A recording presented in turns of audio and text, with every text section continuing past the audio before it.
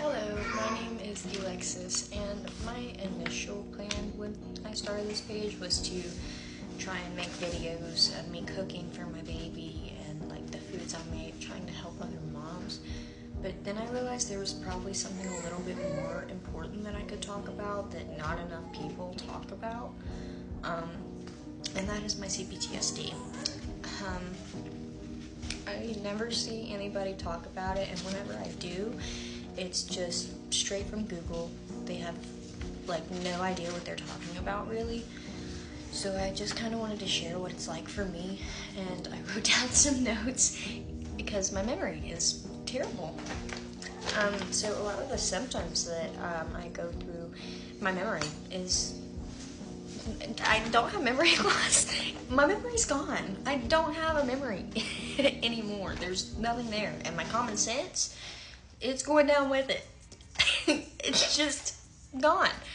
I am constantly avoiding my trauma. Anytime, like, my husband brings it up and he's like, I think you're doing this, and I think it stems from here. And I'm like, no, stop. I don't want to talk about it.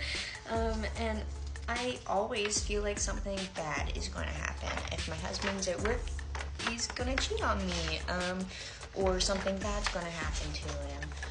He's going to get in a car wreck or something. We have a cat back home because we didn't have the money to transport him yet, and I'm constantly worrying about him and constantly thinking something bad's going to happen there, constantly thinking something bad's going to happen to me and between me and my husband. I also have overwhelming reactions to triggers. So like when I get triggered and like my husband and I are at it, I like flip a switch. I turn into a crazy person. I need to be right, and that's the only way it can go. He has to see my side, and if he doesn't, he has to.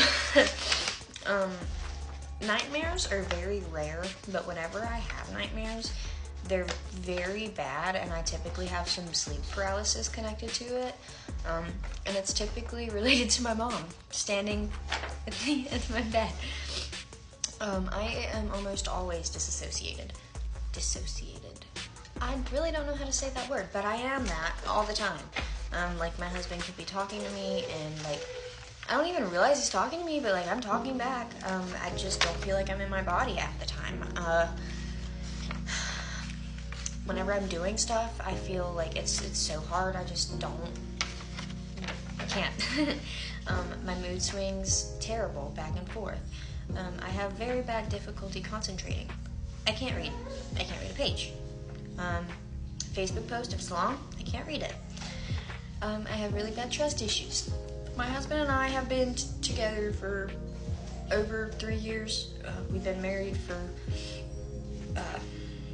like 5-6 months. I don't remember. It's since April.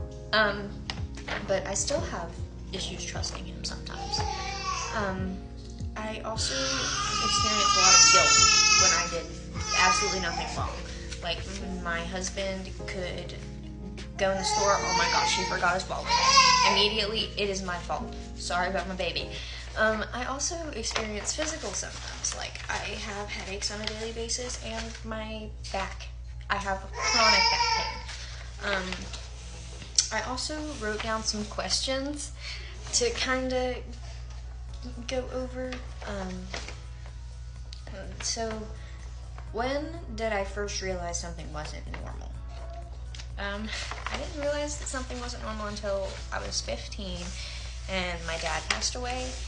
And a few days later, I met my now husband, and I was making jokes about my dad who passed away a few days before, because like I'm just used to this kind of thing.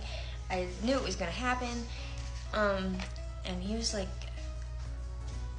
that just happened, didn't it? Like, are you okay? And I'm like, oh, maybe I'm not as okay as I thought I was. Sorry, I wrote very bad. What's an everyday situation that drains me? What doesn't drain me? I think my baby is one of the only things. My baby and my husband, doing things for them, one of the only things that doesn't drain me. If I have to go cook for myself, I don't want to. It's terrible. If I have to clean, I don't want to. It's terrible. The only way I want to is if my husband's here and he's helping me. How does my body react when I'm triggered? Have you ever heard of fight, flight, or freeze? I am all of those.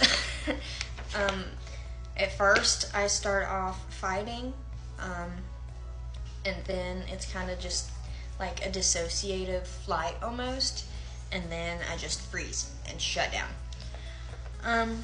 What do I wish people understood about CPTSD? It is not PTSD. I mean, it is, but it is complex PTSD, and we don't want to have it. We don't want to be like this. We don't know how to be anything different. This is the only thing we know. A lot of times we act like children. That's the only thing we know. We were never taught how to feel our feelings. We were never taught any of these things that we should have been taught as children. And then the last question, what makes me feel safe again? Crazy enough, it's my family. But it's the family that I have created. My husband, who makes me feel incredibly safe, and my daughter that we created together that makes me feel incredibly safe.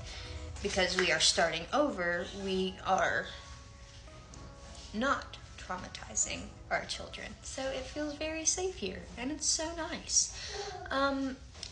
I really hope that this helped even one person out, and I'm so sorry that it lasted so long. I kind of expected it to, kind of didn't.